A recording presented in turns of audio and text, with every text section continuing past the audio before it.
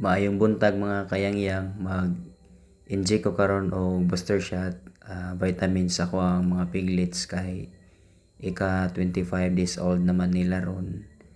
So ako ani pang-injekan ron. 11 heads to ni mga kayangyang ka piglets. Kaluoy pod sa Ginoo, wala po'y mortality rate aning kaninga batch. Kay maayo man pod ang inahan mo dala pod sa mga anak niya. So mga lawas pod ani mga piglets, mga buyag man pod, wala mo agi og sakit.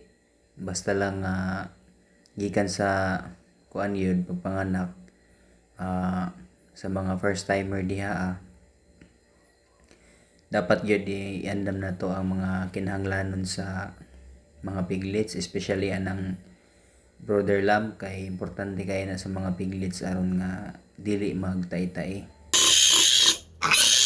25 days old pa na eh, oh.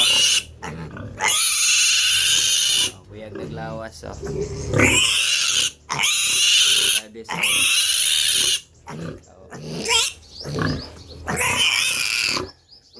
Jumbo naglawas buyag, oh. Oh. Ano kani, oh.